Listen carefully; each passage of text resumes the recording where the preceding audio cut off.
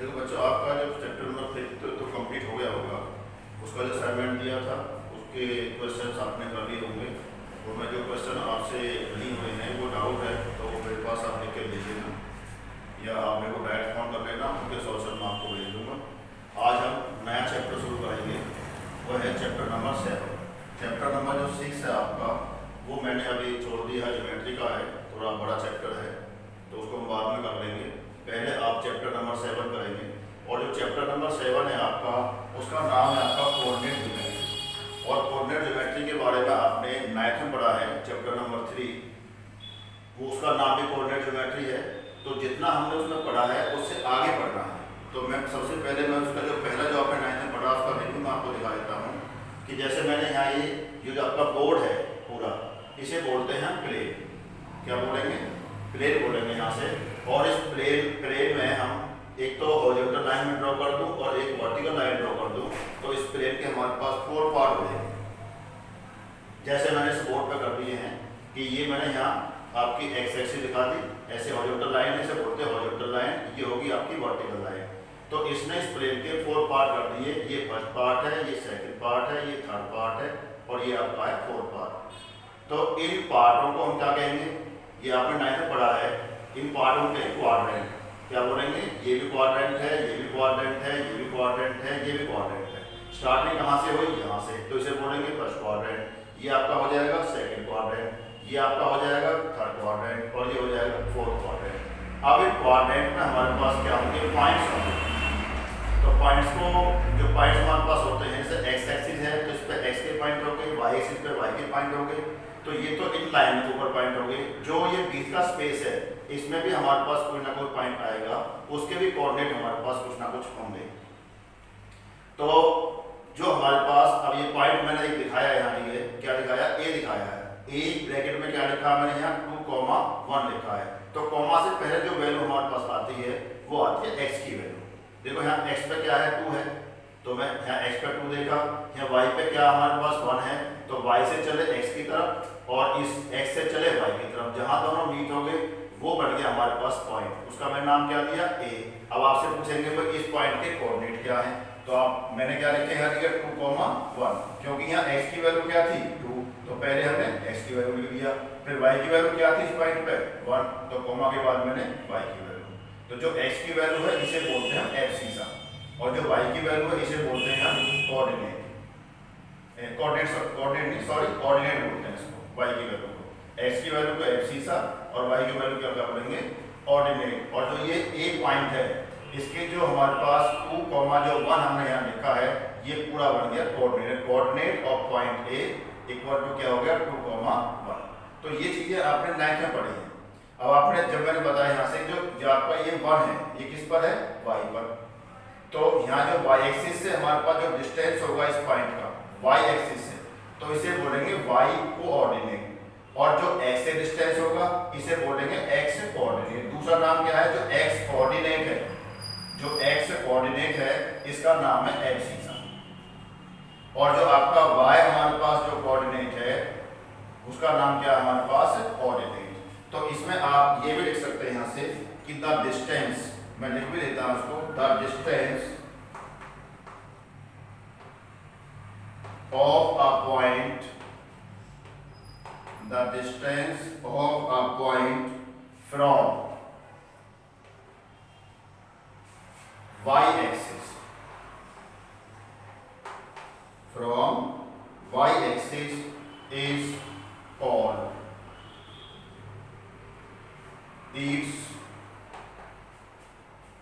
x coordinate।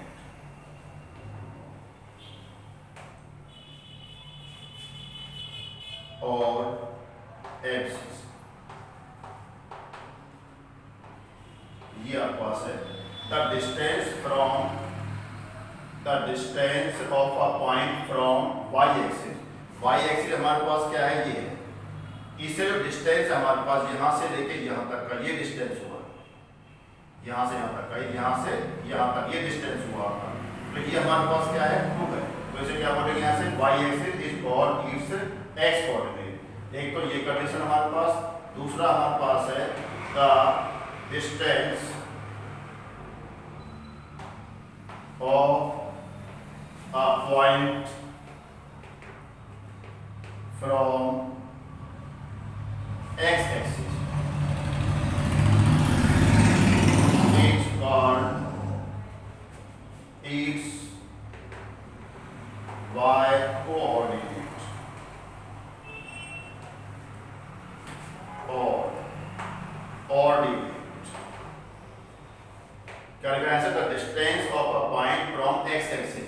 X axis हमारे पास ये x axis है, तो ये यहां से लेके यहां तक का जो डिस्टेंस है ये कितना है? 1। ये कितना है? 1। तो इसे क्या बोलेंगे आप? ऑर्डिनेट। यानी जो कॉमा से पहले आपको ये समझना है, जो कॉमा से पहले वाली जो वैल्यू है ये होती है हमारे पास एब्सिसा यानी एक्स की वैल्यू जो हम एक्स एक्सिस पे इंडिकेट करते हैं, और कॉमा के जो बाद हमारे पास जो वैल्यू होती है उसे बोलते हैं ऑर्डिनेट, यानी जो हम वाई एक्सिस पे इंडिकेट करते हैं। ये चीज आपको ध्यान रखनी है। अच्छा, ये चीज तो मैंने आपको बता दी कि भाई एब्सिसा हमारे पास क्या है और ऑर्डिनेट क्या है। और अगर हमारे पास कोई पॉइंट है, मान लो 3 है, ये पॉइंट आपका 3 है, ये किसके ऊपर है? एक्स एक्सिस के ऊपर।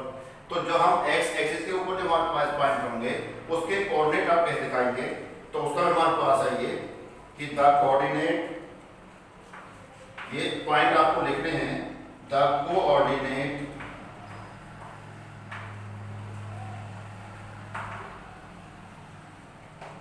of a point on x axis। जो ये आपने पॉइंट जो हमने ए लिया था, ये तो क्वाड्रेंट में लिया था, ये फर्स्ट क्वाड्रेंट में पॉइंट आएगा, इधर को यहाँ सेकंड में आएगा या थर्ड में आएगा या फोर्थ में आएगा। लेकिन अगर कोई पॉइंट हमारे पास एक्स एक्सिस के ऊपर है तो उसके जो एक्सिस पॉइंट होगा उसके कोऑर्डिनेट कौन से होंगे? The coordinate of a point on x axis are of the form, क्या होगा? x, 0। अगर x एक्सिस पे हमारे पास कोई पॉइंट लेना है, जैसे मैंने 3 दिखाया आपका एक्सिस पे, तो यहाँ x की वैल्यू क्या है भाई? कॉमा से पहले क्या है? x की वैल्यू एब्सिसा, तो x की वैल्यू क्या है? 3, और y की वैल्यू क्या होगी? 0। यानी ऑन द x एक्सिस कोई पॉइंट आप दिखाएंगे तो वहां y की वैल्यू आपकी 0 रखनी है, x की वैल्यू जो भी आपका उस एक्सिस पे पॉइंट रखा है वो। ऐसे हमारे पास में 4th पॉइंट आपका आएगा, द कोऑर्डिनेट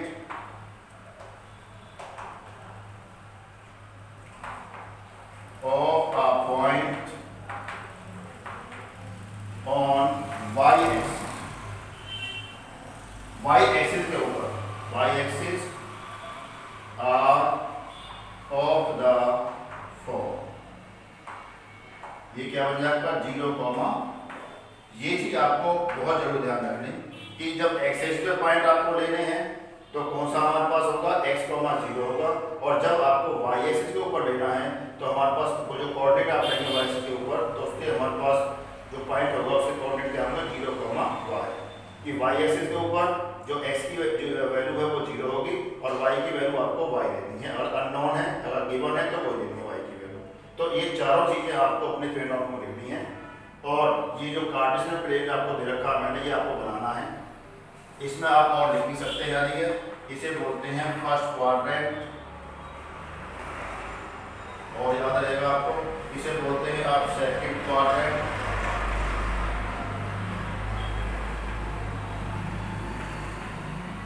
इसे बोलेंगे आप थर्ड क्वाड्रेंट, इसे बोलेंगे आप फोर्थ क्वाड्रेंट।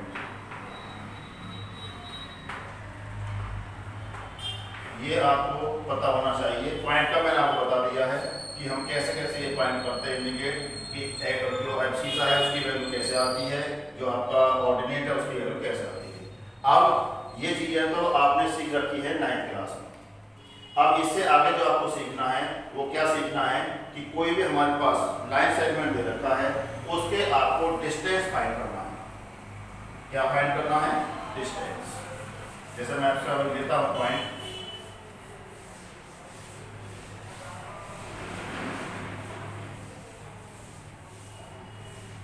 उसका फॉर्मूला हमारे पास इस चैप्टर में क्या फाइंड करना है ऐसे कि in this chapter you will learn how to find the distance between the 2 points whose coordinates are given. जैसे हमारे पास एक पॉइंट ये है, इसको मैंने ए ले लिया, इसके कोऑर्डिनेट मैंने x1 और y1 ले लिए, एक पॉइंट मैंने ये दूसरा ले लिया, इसके कोऑर्डिनेट ले लिए मैंने x2 और y2।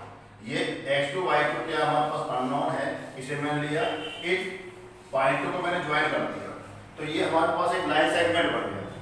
क्या बन गया है कि लाइन सेगमेंट।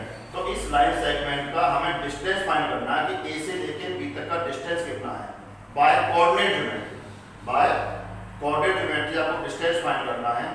तो यही चीज इस चैप्टर में आपको सीखनी है कि डिस्टेंस कैसे फाइंड करेंगे, कि जो हमें पॉइंट दे रखे हैं, अगर भी कोऑर्डिनेट आपको दे रखे हैं, तो जैसे ए है तो ए का जो पॉइंट होगा, जो पहला पॉइंट होगा, उसके कोऑर्डिनेट को हम x1 और y1 बोलेंगे। जो आपका बी है, जो दूसरा पॉइंट होगा, उसके कोऑर्डिनेट को हम x2 और y2 बोलेंगे। इनके बीच का डिस्टेंस निकालेंगे तो ये हमारे पास फॉर्मूला बन जाता है। ये आपको अपनी नोटबुक में लिखना है, याद भी करना है, by distance formula. Distance formula हमारे पास क्या है, अब डिस्टेंस किस किस का है, ए और बी का है, तो यहाँ लिखेंगे आप ए बी इक्वल टू, ये इसका फॉर्मूला है, ये आपको याद रखना है कि x2 minus x1 whole power 2 plus y2 minus y1 whole power. तो जो आपके इस बुक में एक्सरसाइज 7.1 है, उस पूरी एक्सरसाइज में आपको इस फॉर्मूले का यूज करना है। फॉर्मूला क्या है कि जो कोऑर्डिनेट आपको दे रखे हैं ए के, वो x1 y1 होंगे, जो बी के दे रखे हैं x2 y2 होंगे। तो आपका जो बी का हमारे पास जो कोऑर्डिनेट है, यानी कॉमा से पहले x2, ऐसे आपका जो ए है उसका कोऑर्डिनेट जो कॉमा से पहले x1, इन दोनों का डिफरेंस का स्क्वायर किया हमने, x2 माइनस x1, पहले ये लेना है माइनस ये लेना है, उसका स्क्वायर कर देना है, फिर प्लस का साइन लगाना है, फिर ब्रैकेट में पहले y का लेना है आपको, यानी y2, मतलब ये b का कोऑर्डिनेट लेना है y2, और माइनस में क्या आ जाएगा y1 और होल पावर 2। तो इसी फॉर्मूले से आपको 7.1 के सम करने हैं। अब एक दो सम मैं 7.1 के भी आपको बता देता हूँ कि किस तरह से करने हैं। जैसे 7.1 का फर्स्ट सम दे रखा आपको, फर्स्ट सम के आपको 3 पार्ट दे रखे हैं।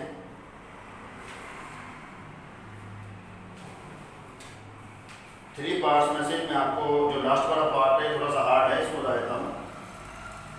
इसी फॉर्मूले का आप यूज करेंगे।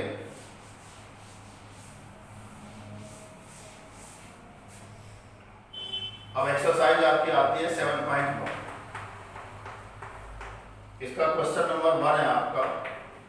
1 का मैं थर्ड पार्ट आपको बता रहा हूँ, पहले 2 पार्ट आप कर लेना, क्योंकि ए और बी दे रखा है, उसमें आपको हो सकता है कंफ्यूजिंग हो।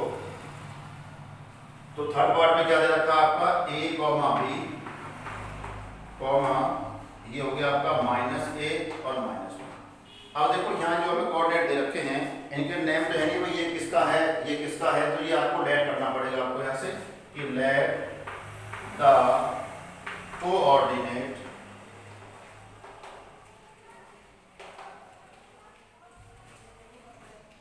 ऑफ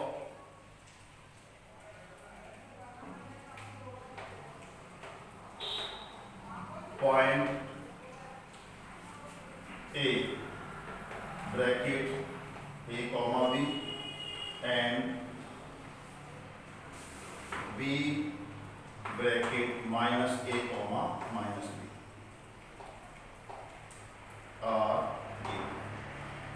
यानी ये चीज हमें दे रखी है, हमने इसको ए ले लिया, ये एक कोऑर्डिनेट है, इसको कर ले लिया, बी ले लिया। तो ये यार अब इनके जो x1 y1 x2 y2 लिखेंगे।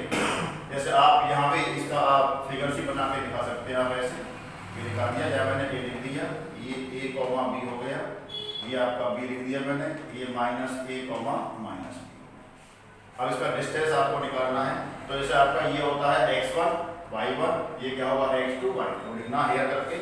x1 की वैल्यू क्या है हमारे पास माइनस a, y1 की वैल्यू माइनस a, और y1 की वैल्यू क्या होगी, ये हो जाएगी आपकी b। ऐसे यहाँ से x2 इसकी वैल्यू हो जाएगी माइनस a और y2 इसकी वैल्यू हो जाएगी माइनस b। अब क्या फाइंड करना है, डिस्टेंस। तो डिस्टेंस क्या होगा यहाँ से, तो यहाँ बाय डिस्टेंस फॉर्मूला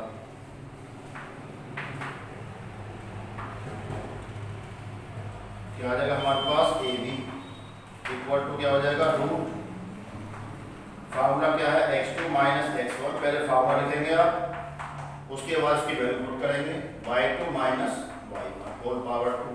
अब इसके बाद कैसे करना आपको, मैं यहाँ कर देता हूँ इसको। तो यहाँ से क्या आ जाएगा ए बी इक्वल टू, अब इनकी वैल्यू पुट कर दो यहाँ से। x2 की वैल्यू क्या थी आपकी माइनस ए,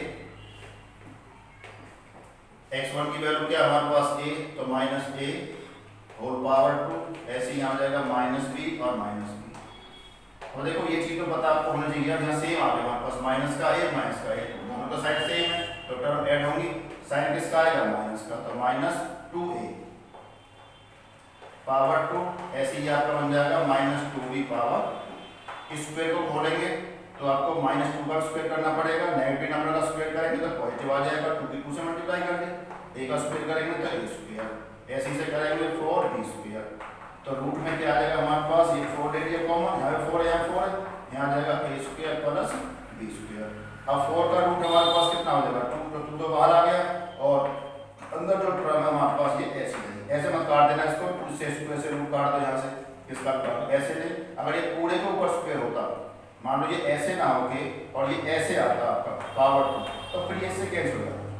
अब ऐसे तो हमारे पास आया नहीं तो हम इसे काटेंगे क्यों, हमारे पास आया क्या ए स्क्वायर और बी स्क्वायर दोनों अलग अलग हैं। तो ये आपकी जो ए बी की वैल्यू है हमारे पास क्या आ गई 2, रूट में क्या आ गया हमारे पास ए स्क्वायर प्लस बी स्क्वायर। तो ये क्वेश्चन नंबर 1 का थर्ड पार्ट है। इसका जो क्वेश्चन नंबर 1 का जो फर्स्ट और सेकंड पार्ट है ये आप ट्राई कर लेना। इसके बाद जो क्वेश्चन नंबर 2 दे रखा है, इसमें 2 में भी आपको 2 पॉइंट दे रखे हैं, एक को आप ए ले लेना, एक को बी ले लेना आप। तो उसमें आप क्या लिखेंगे थोड़ा बता देता हूँ यहाँ से।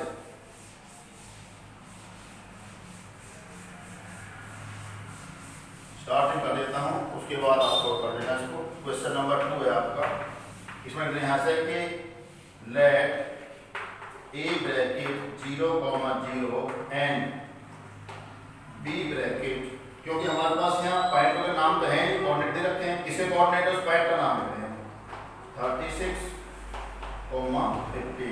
Late A and B are given points,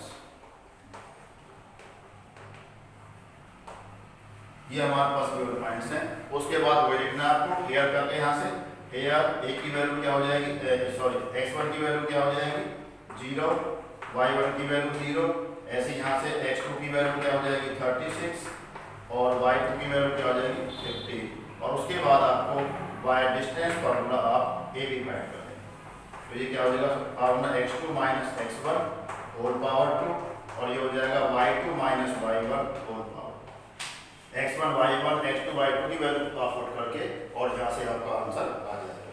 इसके बाद आपने पूछा क्वेश्चन नंबर 3। क्वेश्चन नंबर 3 में क्या, determine if the points 1,5, 2,3 and -2, -11 are coordinate. अब कोऑर्डिनेट के लिए सबसे पहले आपको पता होना चाहिए कोऑर्डिनेट आपके पॉइंट कैसे हो। तो क्वेश्चन इसको आगे कर लेना, ये अंदर समझ आगे ए की वैल्यू कर लेना। क्वेश्चन नंबर जो 3 है इसमें भी आपको ये करना है यहाँ से कि लेट करके लेट ए, अब यहाँ 3 पॉइंट रखे, 3 नाम रखे यहाँ 1,5, B bracket 2,3 and C bracket -2, -11 are given points. ये गिवन है हमारे पास, इनको कोऑर्डिनेट दिखाना, क्या दिखाना है कोऑर्डिनेट। तो कोऑर्डिनेट दिखाने के लिए सबसे पहले आपको क्या फाइंड करना पड़ेगा, ए बी फाइंड करना पड़ेगा। ए बी हमारे पास है तो यहाँ जो ए के कोऑर्डिनेट होंगे बी कोऑर्डिनेट होंगे, उससे ए फाइंड हो जाएगा। उसके बाद आपको बी सी फाइंड करना पड़ेगा, बी सी ये फाइंड करना पड़ेगा। उसके बाद हमें ये सी ए फाइंड करना पड़ेगा। तो तीनों में इसको करके दिखा देता हूँ एक बार, वो क्वेश्चन है। तो ए बी फाइंड करेंगे तो इसमें सबसे पहले आपको लिखना है यहाँ से फॉर ए बी। तो इसके लिए आपकी x1 की वैल्यू क्या हो जाएगी 1, x2 की वैल्यू क्या हो जाएगी 5, ऐसे यहाँ से y1 की वैल्यू क्या हो जाएगी हमारे पास 2 और y2 की वैल्यू क्या हो जाएगी 3। तो यहाँ से आप ए बी फाइंड कर देंगे। तो ए बी में क्या आ जाएगा x2 minus x1 power 2।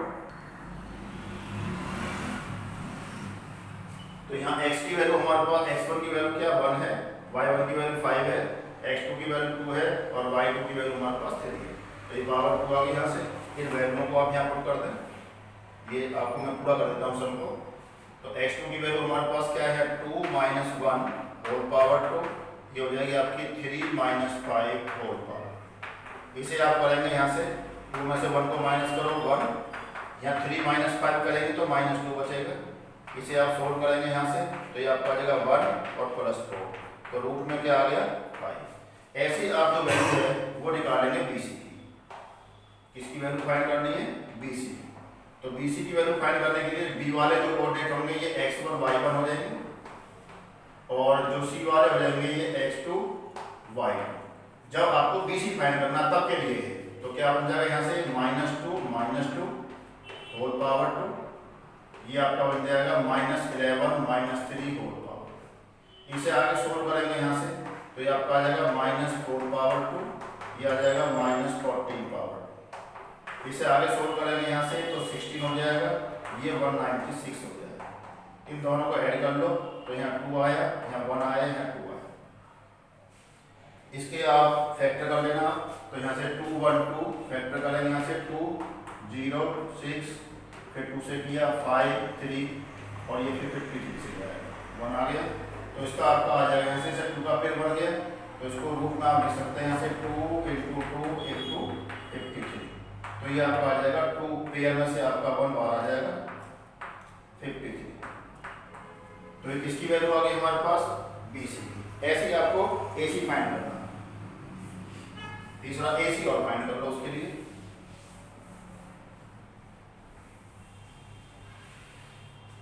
AC को मैं ही फाइंड कर देता हूँ यहाँ से। तो यहाँ से AC क्या हो जाएगा, फार्मूला वही लगना आपको। AC लिखा मैंने A और C, तो A जो वाले होंगे वो x1 y1 होंगे और C वाले x2 y2। तो इसका क्या बन जाएगा -2 - 1 पावर 2, ऐसे आपका बन जाएगा -11 और -5 पावर। तो रूट में क्या आ जाएगा, ये बन जाएगा -3 पावर 2 और ये बन जाएगा -16 पावर। इसे आगे सोल्व करेंगे आप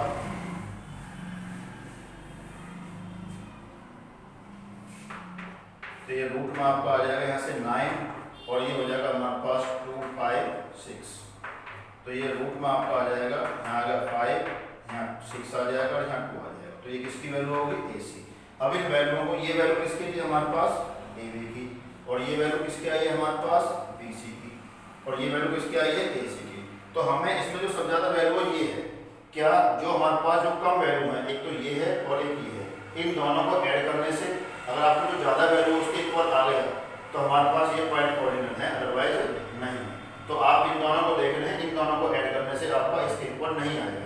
तो लिख देंगे यहाँ से कि अगर जो हमारे पास सबसे ज़्यादा वैल्यू है, ये सबसे ज़्यादा वैल्यू है, अगर ये जो वैल्यू है इन दोनों को, जो हमारे पास दो वैल्यू थी AB और BC की, कोई भी आ सकती है, इन दोनों को ऐड करने से अगर ये इसके इक्वल आ गया तो ये पॉइंट कोऑर्डिनेट है, अदरवाइज नहीं है।